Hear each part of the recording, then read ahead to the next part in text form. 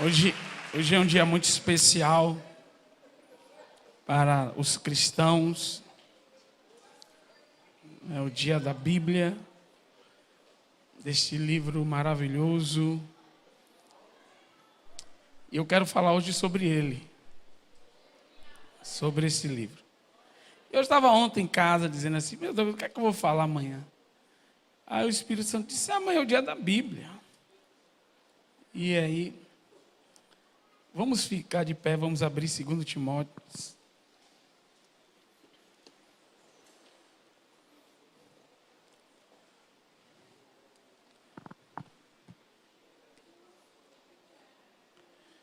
Três.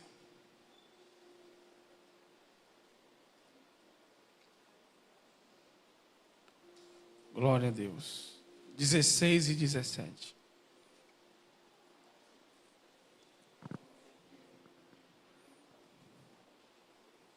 Diz assim: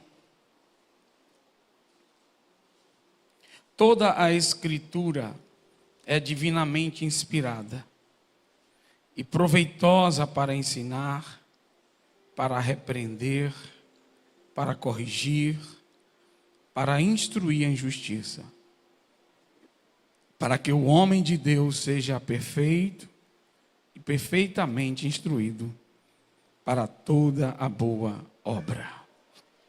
Tomem assento, queridos. Como foi dito aqui, esse maravilhoso livro, chamado de Bíblia, vindo da palavra biblos, que significa conjunto de livros. Essa maravilhosa composição, que demorou 1.600 anos para ser terminada, mais de 40 autores, diversos lugares e épocas, em épocas diferentes. E a palavra que está aqui de inspirada, divinamente inspirada, ela vem do original grego feromenoi. Ali, ó, teopneustos. E teopneustos, essa palavra teopneustos, ela significa o sopro de Deus.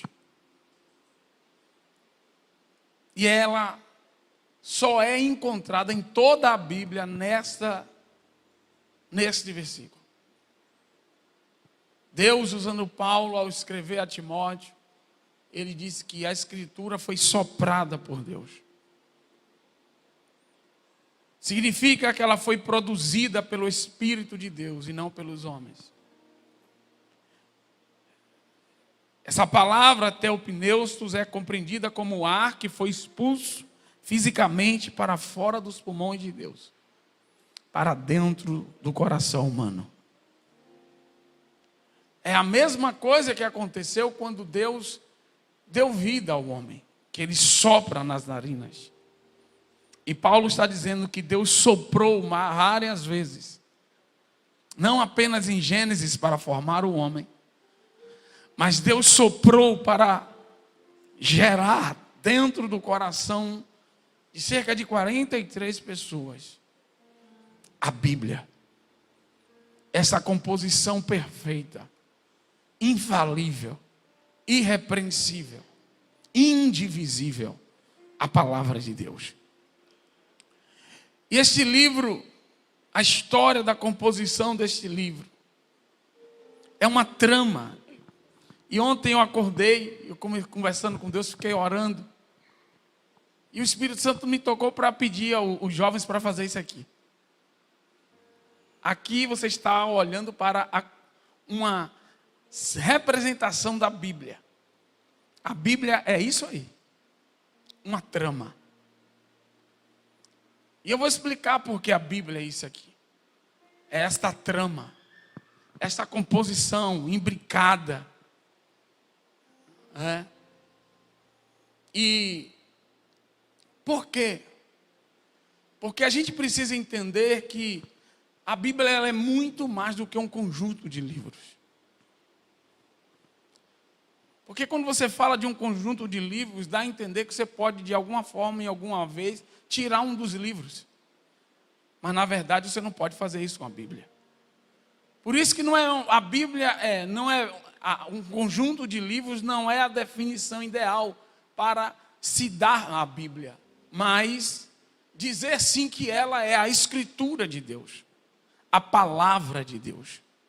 Que ela foi, aleluia, escrita por cerca de 43 escritores, mas na verdade apenas um autor. E esse autor chama-se o Espírito Santo de Deus. Os homens que escreveram a Bíblia eram amanauenses, na verdade. Eram homens que ouviam de Deus. Eram homens que receberam de Deus. E escreveram aquilo que receberam de Deus. Escreveram nos limites que o Espírito Santo nos determinou. Mas tudo começou no Sinai. Moisés subiu ao Monte Sinai. E lá no Monte Sinai, Moisés recebeu direto de Deus.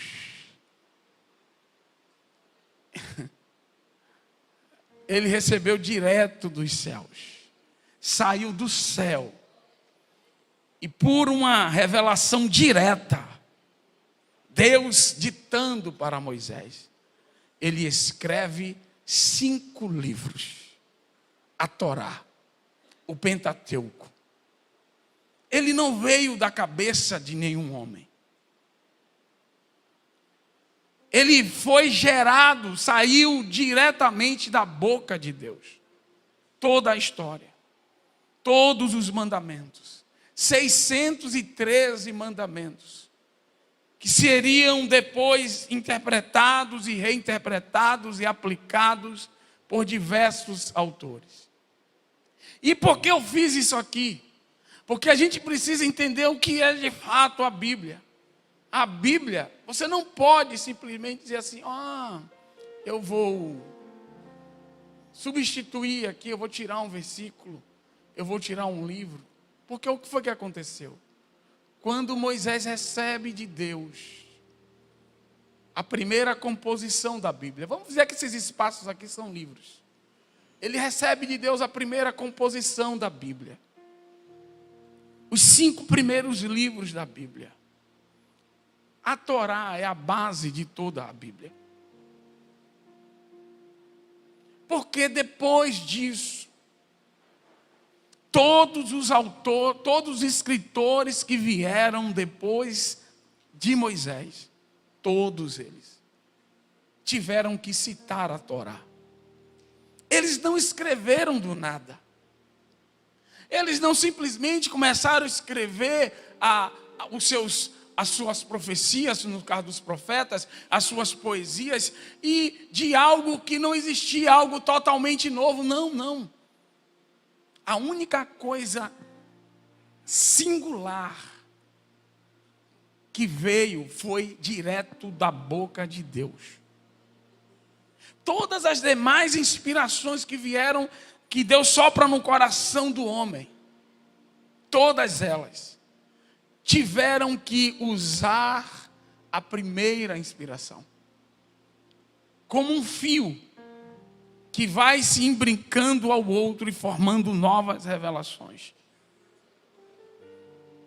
Como uma teia que vai se formando, então você vai ver Josué citando Moisés.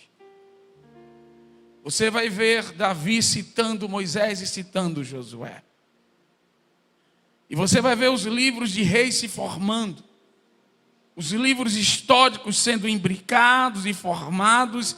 E eles estão citando o primeiro autor.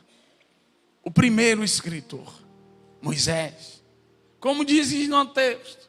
Porque o Senhor falou isso. Porque Deus usou Moisés dizendo isso. E quando você chega no meio da Bíblia, depois dos livros históricos,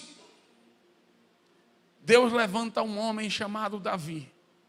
E uma família de escritores, de Asaf. E essa família, e este homem chamado Davi, ele faz um compêndio de revelações. O maior pregador, chamado de o príncipe dos pregadores, Spurgeon, 70% da obra e das pregações dele estão no livro de Salmos. Porque a composição do livro de Salmos é uma concentração de todos os princípios da Torá e de todos os livros que foram escritos até ali. Ali está tudo.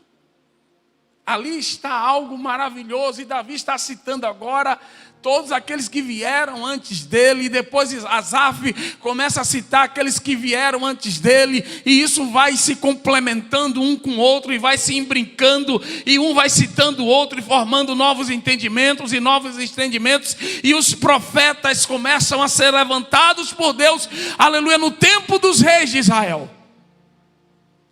E a maioria dos profetas que foram levantados, diferentemente de que muitos pensam, não eram profetas de predição, eram profetas, aleluia, de alerta, eram profetas de denúncia.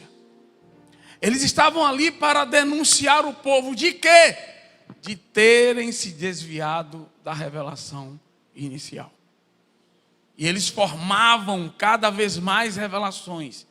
Foi assim que Jeremias escreve o seu rolo, e o rei, aleluia, pega o rolo de Jeremias, o rei Jeoaquim, pega o rolo de Jeremias e corta ele e lança ele no fogo. Mas Deus, aleluia, aleluia, a palavra de Deus diz assim, aleluia, que a palavra dele não voltará vazia. A palavra dele é eterna. E Deus chega para Jeremias e diz assim: Jeremias, escreva de novo. Escreva de novo. E a edição que você vai escrever agora será ampliada pelo meu Espírito. E a Bíblia, e você vai constatar na Bíblia que Jeremias, a obra de Jeremias, na segunda edição dela, é ampliada a cerca de 60%. Porque Deus, ele quer se revelar. E como é que Deus se revelou? Deus se revelou através deste livro. Se você quer conhecer a Deus, você tem que conhecer a Deus através deste livro. Mas eu quero mostrar a vocês aqui algo que, porque isso foi se imbricando de uma tal forma que quando nós chegamos nas páginas do Novo Testamento, que Jesus levanta os apóstolos, nenhum deles escreveu absolutamente nada sem citar os escritores que vieram antes deles. Todo o Novo Testamento foi composto, foi imbricado, toda a trama do Novo Testamento foi composta e imbricada primeiramente com todo o conhecimento e toda a revelação que veio antes deles. Ninguém pegou nada do zero e largou lá.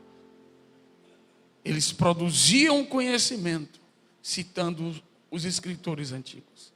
Eles produziam conhecimento citando os livros antigos.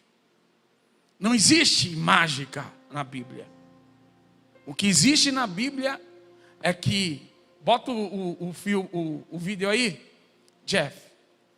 Eu vou mostrar ontem. São isso. Os meninos fazendo aqui. Vão ajustando aí. Peraí, desliga as luzes. Peraí. Para aí, desliga as luzes. Volta. São isso. Pronto, pare aí. Vão isso ajustando aí. Ontem eles estavam produzindo essa teia. Isso. 1, 2, 3, 4, 5, 6, 7, 8, 9, 10, 11 pessoas. Foi isso que aconteceu ao longo de toda a história. Os anos se passavam e Deus levantava um, e um ia lá, formava um fio e puxava. E o Espírito Santo sustentava o fio. Depois o Espírito Santo dizia assim: olha, agora é você. Aí o outro ia lá e formava outro losango e puxava e amarrava. Só que essa representação agora, solta o vídeo, pode soltar. Sem áudio. Sem áudio. Essa representação aqui. Vão ajustando aí. Sem áudio. Essa representação aqui é o que aconteceu ao longo da história. Isso. Tá vendo essa menina aqui? Ela está ajustando as coisas. É como... Cadê, irmão? Ela está ajustando, é como os escribas, fazendo as cópias, ajustando, fazendo as edições. E isso foi o que aconteceu ao longo dos anos. Várias pessoas. Mas o desenho estava no coração de Deus. 66 livros, 1.189 capítulos, mais de 31 mil versículos foram escritos debaixo da inspiração direta do Espírito Santo de Deus. Aplauda ao Senhor nesta noite, nesta manhã. E quando Deus deu o seu último sopro dentro do coração do apóstolo João, João escreveu o seguinte, Apocalipse 22, 18 e 19. Porque eu testifico a todo aquele que ouvir as palavras da profecia deste livro que, se alguém acrescentar a estas coisas, Deus fará vir sobre ele as pragas que estão escritas neste livro. E se alguém tirar quaisquer das palavras do livro desta profecia, Deus tirará a sua parte do livro da vida e da cidade santa e das coisas que estão escritas neste livro. A revelação se findou no último versículo de Apocalipse.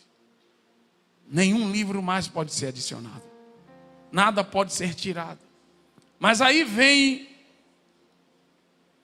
porque tudo foi perfeitamente, e a palavra é essa, imbricado, entrelaçado intimamente um com o outro. E eu quero só mostrar um pouquinho disso. É muitos versículos, mas eu vou mostrar 3. Certo? Vamos ver Jeremias citando Davi. Ok? Salmo 1, 3. Põe aí na tela. Põe na tela, Salmo 1, 3. Eu estou provando agora isso aqui. Salmo 1, 3. Pois será como a árvore plantada junto ao ribeiro de águas, a qual dá o seu fruto no seu tempo. As suas folhas não cairão, e tudo quanto fizer, prosperará. Agora coloca aí Jeremias 17, 7 e 8. Vamos ver Jeremias citando Davi. Jeremias 17. Bendito o homem que confia no Senhor, e cuja confiança é o Senhor. Vai. Porque será como a árvore plantada junto às águas, que estende as suas raízes para o ribeiro, e não receia quando vem um calor, mas a sua folha fica verde, e no ano de sequidão não se preocupa nem deixa de dar fruto. Vamos ver mais? Vamos ver Hebreus citando Davi. Salmos 95, 7 e 11. Aleluia. Põe aí. Diz assim: porque Ele é o nosso Deus, e nós povo do seu pasto e ovelhas da sua mão. Se hoje ouvirdes a sua voz, não endureçais os vossos corações, assim como na provocação e como no dia da tentação no deserto, quando vossos pais me tentaram, me provaram e viram a minha obra. 40 anos estive desgostado com essa geração e disse: é um povo que erra de coração e não tem conhecido os meus caminhos, a quem jurei na minha ira que não entrarão no meu repouso. Vamos agora ver Hebreus 13, 14 e 19. Diz assim: porque nos tornamos participantes de Cristo, se retivermos firmemente o princípio de nossa confiança até o fim. Enquanto se diz, hoje, se ouvirdes a sua voz, não endureçais os vossos corações, como na provocação, porque havendo alguns ouvido, provocaram, mas não todos os que saíram do Egito por meio de Moisés. Mas com quem se indignou por 40 anos? Não foi porventura com os que pecaram, cujos corpos caíram no deserto, e a quem jurou que não entrariam no seu repouso, senão aos que foram desobedientes, e vemos que não puderam entrar por causa da sua incredulidade. E por último, vamos ver o apóstolo João citando Isaías. Isaías 22, 22 diz: e porei a chave da casa de Davi sobre o seu ombro, e abrirá e ninguém fechará, e fechará e ninguém abrirá. Apocalipse 3, 7. E ao anjo da igreja que está em Filadélfia escreve: e isto diz o que é santo, o que é verdadeiro, o que tem a chave de Davi, o que abre e ninguém fecha, e fecha e ninguém abre. Nós não podemos simplesmente chegar aqui, como os falsificadores da palavra querem hoje, e cortar um pedaço disso. Porque se eu chegar aqui agora e cortar isso, toda a trama vai se desfazer. Porque não é um conjunto de livros, é a palavra de Deus. No singular, não são as palavras de Deus, é a palavra de Deus. É a escritura sagrada. É um imbricamento perfeito, uma trama perfeita. E por isso, nós não podemos simplesmente receber por partes o que está escrito na palavra. Nós não podemos simplesmente dizer assim: isso aqui não serve mais para esse tempo, isso aqui eu não recepciono, isso aqui eu creio. Não. Você tem que aprender a amar a Bíblia toda ela, de Gênesis a Apocalipse. Porque é toda a Bíblia que vai te levar à salvação. Quem está me entendendo aqui? Aleluia. Se você quiser a revelação plena de Deus, você terá que recepcionar toda esta Bíblia. Por isso Paulo vai fazer um alerta aos falsificadores. E o apóstolo Pedro também, em 2 Coríntios 2,17, ele vai dizer: porque nós não somos como muitos que ganham falsificando a palavra de Deus. Você acha que essa questão aí desses youtubers que ficam ganhando, pregando facilidades, você acha que isso é de hoje? Só não tinha a mesma ferramenta, mas já tinham esses que ganhavam falsificando a palavra. A Paulo diz: antes a falamos em Cristo com sinceridade, antes como de Deus, na presença de Deus. Então, meus amados, você não pode simplesmente ficar recepcionando um conhecimento falso da Bíblia. Pessoas que dizem que nós temos que atualizar. Pessoas dizem: não, mas isso aqui não pode ser mais aplicado. Isso aqui é no tempo de Paulo. Isso aqui é isso aqui é aquilo. E para isso a Bíblia vai explicando a Bíblia. A Bíblia diz que nós devemos conhecê-la. Jesus disse, ele disse, errais não conhecendo as Escrituras, nem o poder de Deus. A Bíblia foi escrita, irmãos, para os que creem. A Bíblia não foi escrita para ímpio. É por isso que quando você começa a ver pessoas dizendo assim: não, o liberalismo teológico entrando nas igrejas, relativizando mandamentos, relativizando princípios, essas pessoas elas não amam a Bíblia. Essas pessoas elas têm a Bíblia como uma inimiga. Por isso ele tem que distorcer a palavra, para que a Bíblia se encaixe à sua vida. Para que a Bíblia se encaixe à sua fé, não é a sua crença, e não ao contrário.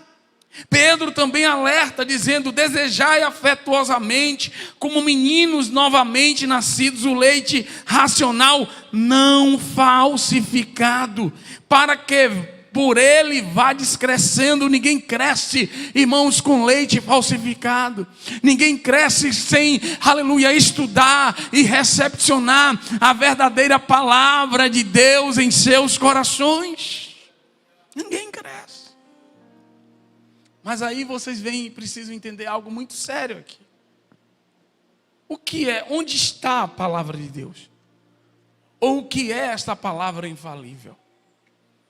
O que vocês têm na mão aí é uma versão da palavra de Deus. Não é a palavra original.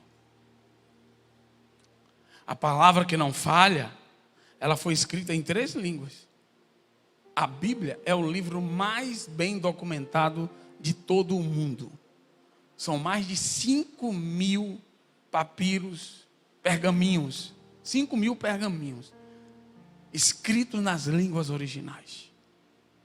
Quando Deus começou a soprar os ventos da reforma no coração da sua igreja, os homens que Deus levantou, eles tiveram que estudar hebraico, grego e aramaico.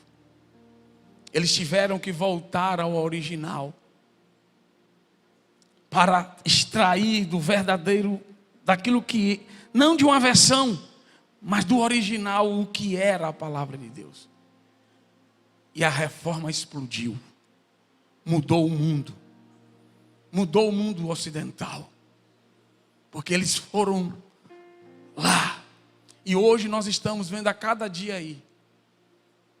O capitalismo entrou dentro da igreja. E cada dia se faz uma nova versão da Bíblia. E cada dia eles tiram aquilo que eles acham que não podem ter mais na Bíblia. Eles trocam palavras. Eles colocam palavras que não tem na Bíblia. Uma prova dessa é a nova tradução na linguagem de hoje. É um absurdo aquela tradução. Eu estava estudando no mestrado, o professor que foi um dos eles contribuiu com a versão e disse: isso aqui é um absurdo. Eles tiram as coisas. Eles colocam a palavra que ele quiser. Por isso que às vezes você está lendo alguma coisa, mas não aconteceu. Mas porque nós temos a versão. Por isso nós temos que ter na mão as melhores versões de acordo com os textos originais. Porque os falsificadores estão aí, dizendo para você: não, vem para cá, porque aqui esse mestre aqui, ele pensa, ele diz que não precisa mais disso não. E aí o que é que esses caras estão fazendo? Esses falsos mestres, eles estão cortando a trama, cortando. E quando você corta isso, você perde o desenho da revelação geral. Você nunca vai conhecer a Deus através de uma palavra falsificada.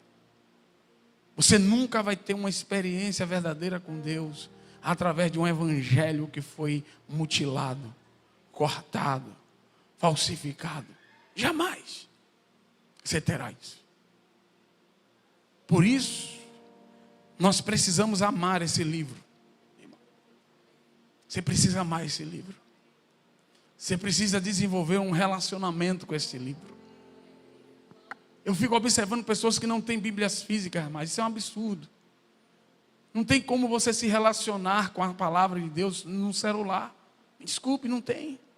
Você tem que pegar, você tem que anotar, você tem que grifar.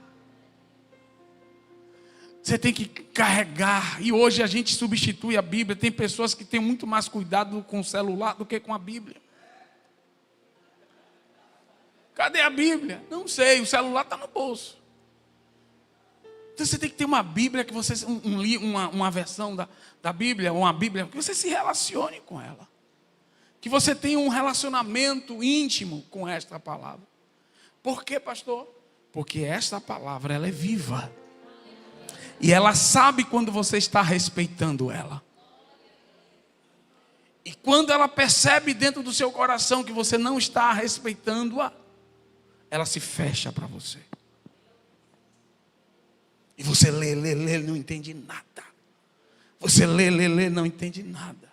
Foi isso que Deus falou para Jeremias: fale, mas para que eles não entendam. Pregue para que eles não entendam nada, porque os seus corações estão afastados de mim. É por isso que o ímpio lê a Bíblia e ele não entende, ele critica. É por isso que aquele que nunca teve uma vida com Deus, um encontro com Deus, ele quer mudar a Bíblia, ele quer a facilidade, ele quer que o pastor diga assim: não, você pode se divorciar assim, não, você pode dar uma mentirazinha assim, não, você pode isso, você pode aquilo. Sabe por quê? Porque ele não ama a Bíblia. E quando você não ama a Bíblia olha para você e se fecha. E Jesus disse assim: eu vou pregar e eles não vão entender.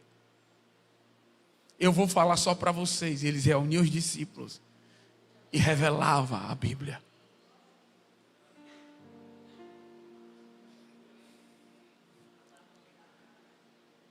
é muito forte. Eu quero que você entenda algo aqui. Lucas 24, 27 vai contar sobre Jesus no caminho de Emaús. 2 discípulos desistiram do ministério e estavam voltando para suas casas. E Jesus, já ressurreto, aparece para eles. E eles não conseguiram reconhecê-lo no início. E Jesus, e Lucas 24, 27 vai dizer que Jesus, começando por Moisés, diga comigo, por Moisés, e por todos os profetas, explicava-lhes o que dele se achava, diga comigo, em todas as Escrituras. O que é que isso está dizendo, pastor? Isso está dizendo que Deus fez toda esta trama. Deus levanta 43 autores em lugares diferentes, épocas diferentes, classes sociais diferentes. Escreve mais de 1189 capítulos. Faz com que seja o primeiro livro a ser impresso. O mais lido. O mais vendido. O mais obedecido. O mais desobedecido. O mais bem documentado. Porque todo o livro revela o seu Filho, Jesus Cristo de Nazaré. Aleluia. Toda a Bíblia fala sobre Ele. Toda a Bíblia fala sobre Ele. E Jesus começa de... Irmão, se você me dissesse assim, pastor, qual era o lugar que o senhor queria estar? Se tivesse uma volta no tempo, eu queria estar nessa conversa. Aqui está tudo, ele revelou. Ele disse que sentou e era mais de 30 quilômetros de distância de onde eles estavam indo. 30 quilômetros andando. Foi uma pós-graduação, foi um doutorado. Foi um doutorado. Que ele vai escrevendo, vocês, olha lá, Moisés falou de mim lá em tal lugar. E Davi falou de mim em tal lugar, em tal lugar, em tal lugar. Sabe quando Isaías falou isso? Estava falando de mim. Sabe? Imagine que coisa gloriosa. E estes homens ouvem diretamente. E ali acontece algo terrível. Por quê, pastor? Porque a palavra encarnada estava explicando a palavra escrita por meio da palavra revelada. Aleluia! Aleluia! Aleluia! 3 estavam ali uma união. Aleluia! Ele estava dizendo, ele explicou. O mestre estava ali explicando.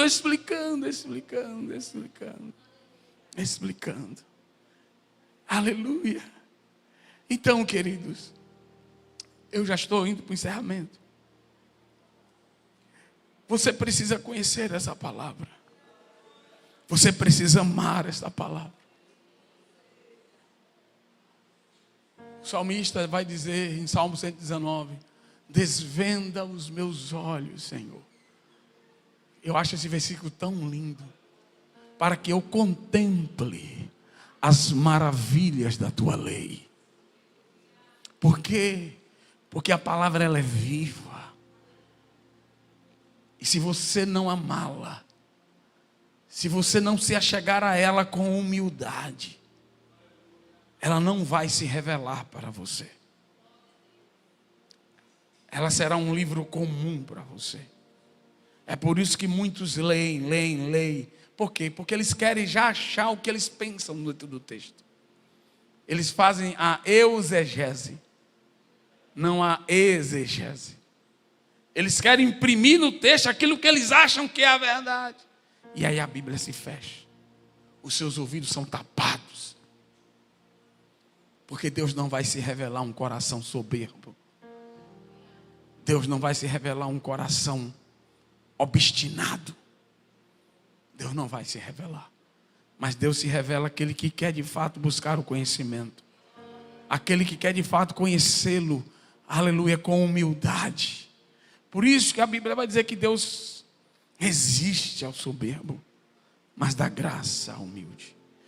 Salmo 119, versículo 105 vai dizer que a palavra é lâmpada para os meus pés e luz para o meu caminho. E a palavra lâmpada é lanterna.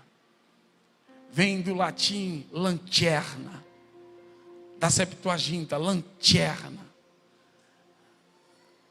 Da Vulgata, né? Lanterna.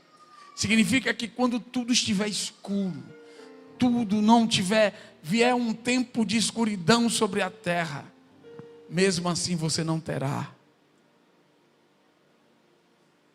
Você não será fechado, tapado. Você acenderá a lanterna da palavra. E ela vai iluminar os teus pés, para que você não tropece. Mas a Bíblia também diz que ela é luz para os meus caminhos. Por quê? Porque Deus não vai permitir que a escuridão esteja continuamente sobre a tua vida. Haverá um tempo de luz, em que você poderá ser mais veloz, onde você poderá correr para os propósitos de Deus. Mas a palavra de Deus também diz em Provérbios 4:22, que ela é vida para aqueles que as acham, e saúde para todo o seu corpo. Está tudo aqui. Mas por que, pastor, eu não consigo recepcionar isso? Porque eu não consigo entender porque você precisa amá-la, para que este poder flua para dentro de você. Ela não pode ser verdade só quando ela é luz, quando ela é saúde para o seu corpo. Ela tem que ser verdade também quando ela tem que te repreender, quando ela tem que te corrigir. É por isso que, voltando ao texto inicial,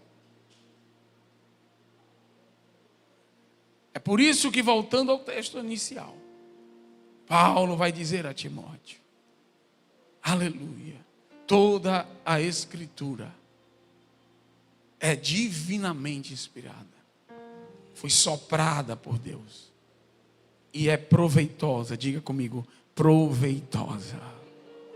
Primeiro, para ensinar. Sabe por quê?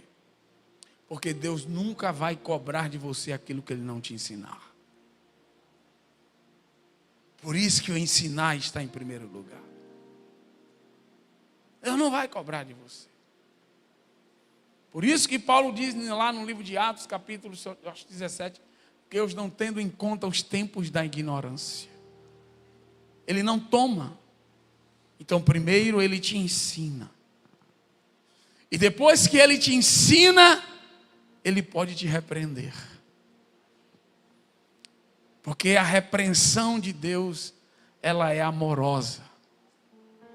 Ah, pastor, quer dizer que não é dura? Não, é dura. Mas ela é baseada no seu amor.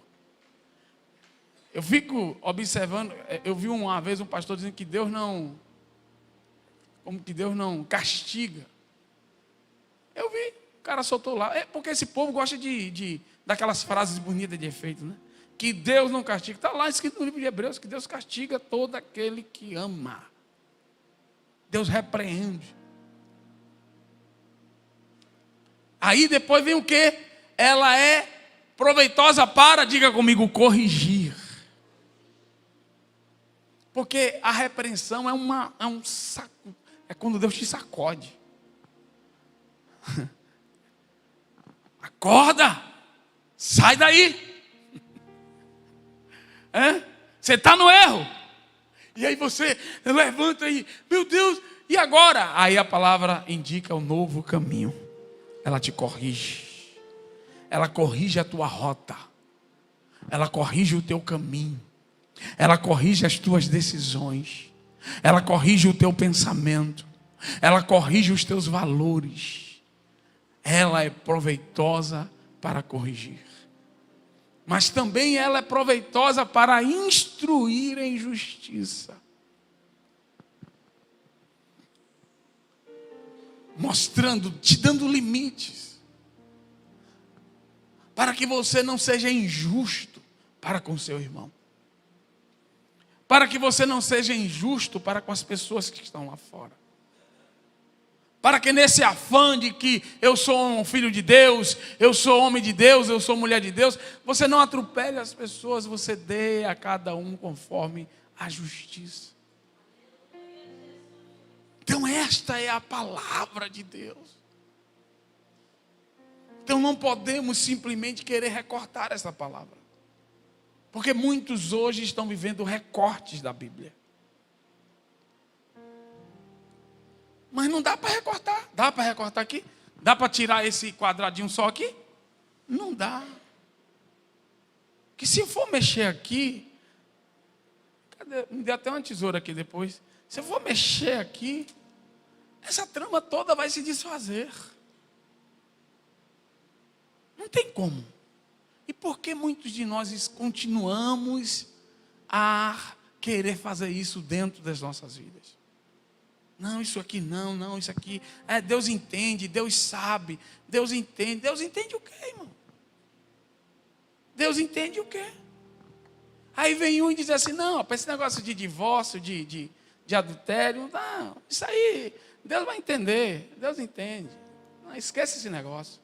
Aí o outro diz assim, rapaz, mentira do bem, mentira. É uma mentirinha, é para o bem do outro. Pode mentir, besteira não. Eu menti só para beneficiar o outro.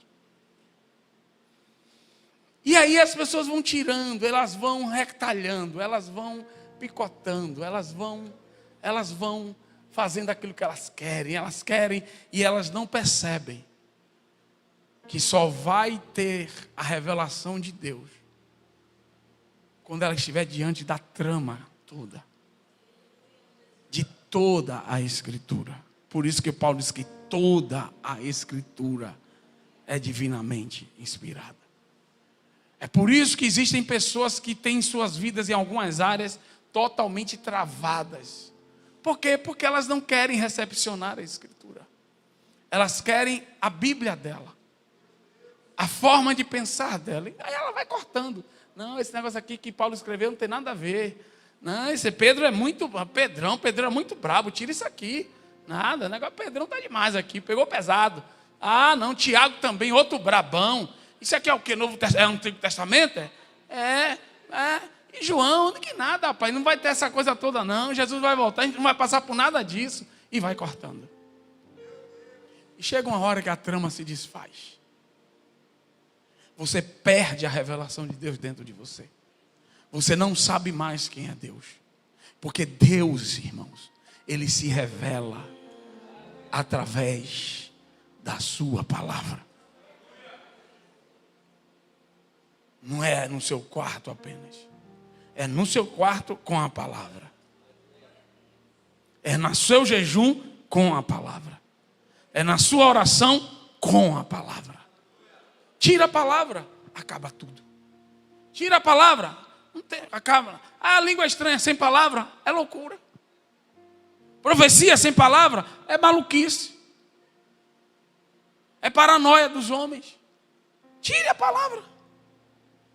E vai acontecer isso dentro de você. Uma pessoa desfigurada. Porque quem desfigura a palavra vai ser desfigurado.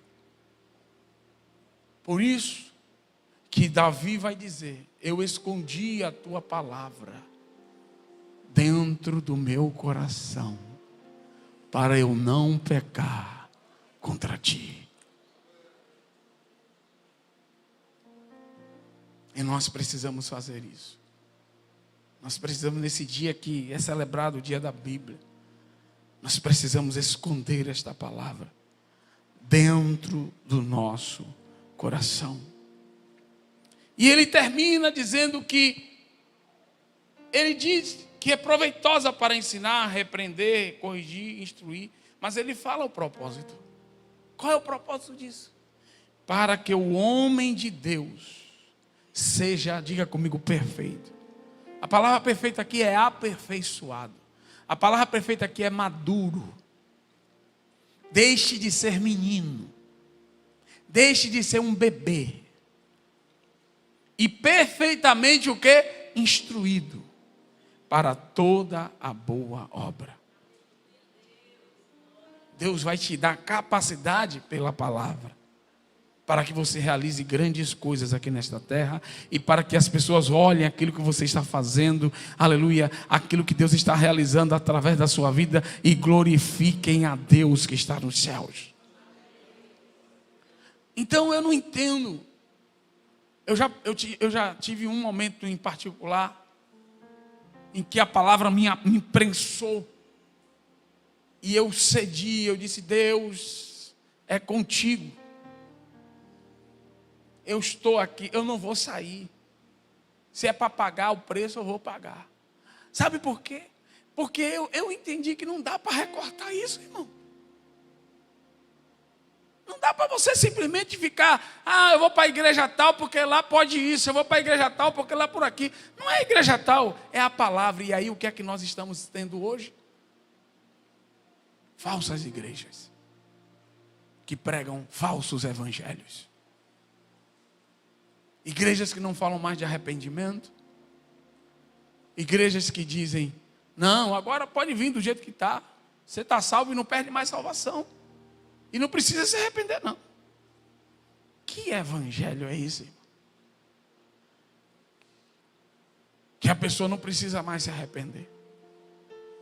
Que não precisa mais mudar na vida.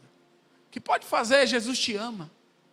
E aí a Bíblia vai dizer, Jesus vai dizer: aquele que me ama, guarda os meus mandamentos. E será amado pelo meu Pai. E eu me manifestarei a Ele. Quem quer que Deus se manifeste na sua vida? Você tem que amar a palavra dEle. Porque se você não amar a palavra dEle, Deus não vai te amar. Pastor, mas Deus não ama todo mundo. Ama, mas é um amor diferente. O amor que Jesus fala aí em João é um amor relacional. Eu não vou me relacionar com Ele. E o amor geral, que Deus ama a todos, é Deus está dizendo: eu dou a oportunidade a todos para que se arrependam. Eu não fecho a porta, porque eles não estão me amando agora. Eu vou deixar a porta aberta. Se eles quiserem vir, eu vou recebê-los. Mas eu não vou me relacionar com eles agora. Mas se eles adentrarem as minhas portas, abraçarem a minha palavra, eu o amarei. Ou seja, eu vou me relacionar com eles. E me manifestarei a Ele. Então, eu quero que a partir de hoje, eu gostaria muito que você que não tem uma Bíblia, compre uma Bíblia. Ame. Não deixe que as páginas da sua Bíblia fiquem cheias de orelha, de aquela coisa horrível, feia. Mas desenvolva um relacionamento com ela. Escreva nela. Compre um conjunto de lápis, de cera e vá grifando. Não, isso aqui está falando de amor, isso aqui está falando de família. Se relacione. E você vai perceber algo interessante. Que você vai voltar em alguns textos que você leu. E que você não entendia nada. E quando você voltar a esses textos, com um coração mais humilde, mais amoroso para uma palavra, ela vai se abrir para você. E você vai dizer assim: meu Deus, eu nunca, é isso aqui. E Deus vai falar com você. Ele não vai usar o profeta. Primeiro ele vai falar com você. Você vai entender que a palavra ela é viva. E você vai ver aquelas letras saltarem do livro e entrarem dentro de você. Você vai ver aquelas letras, aquelas pularem daquele texto e entrarem, se impregnarem dentro da tua mente, como uma nódoa que não pode ser removida, e te transformar completamente. Esta, irmãos, é a santa palavra de Deus. Vamos ficar de pé? Vou orar por você. Aleluia. Glória a Deus.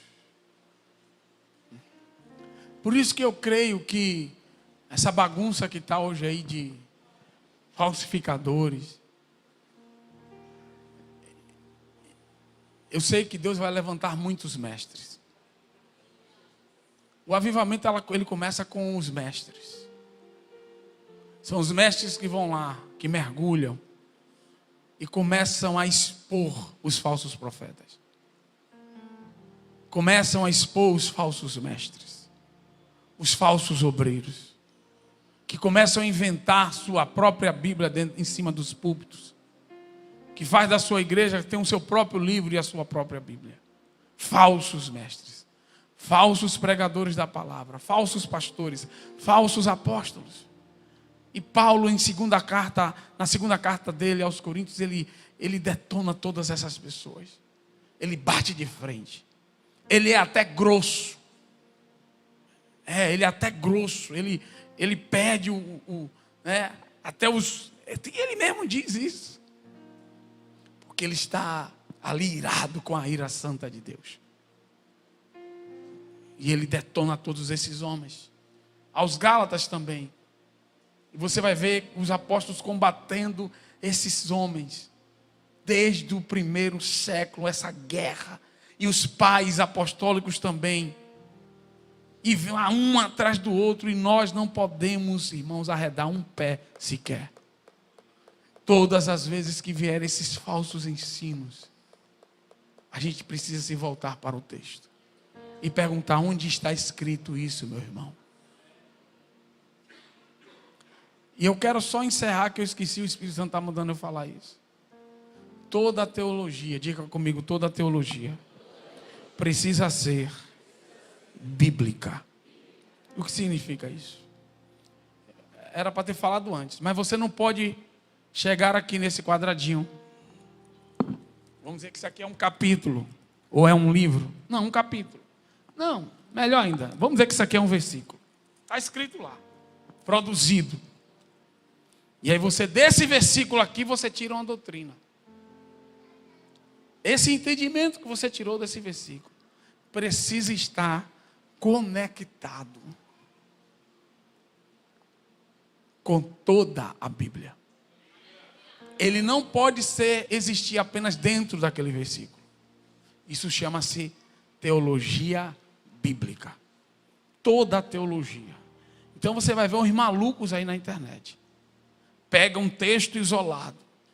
E você olha e diz, está escrito aqui mesmo. Só que a Bíblia, irmão, explica a própria Bíblia. Se o texto é verdade só dentro de um capítulo, e não é verdade num livro inteiro, ele não é doutrina. Se o texto é verdade só dentro de um livro, e não é verdade nos outros lugares, ele não é doutrina. Não é doutrina.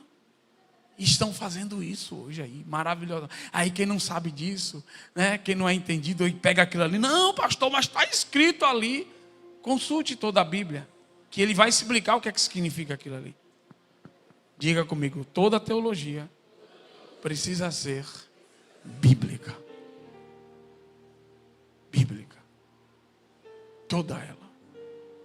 E quando você entende isso, você vai viver uma experiência da revelação da palavra dentro do teu coração. Ela saltar, ela te orientar, ela te indicar os caminhos certos. Porque isso vai ser verdade por conta da sabedoria que ela vai te proporcionar.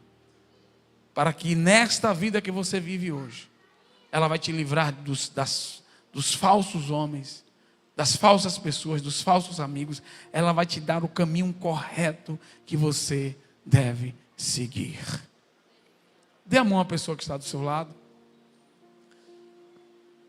Eu não sei como você se relaciona com esta palavra hoje. Mas eu quero que você faça uma oração hoje, nesse dia que nós celebramos o dia da Bíblia. E que você faça uma oração a Deus pedindo, faça a mesma oração que o salmista fez ao Senhor. Desvenda os meus olhos, Senhor. Peça perdão a Deus se você tratou a Bíblia de qualquer jeito até agora. Se você não tem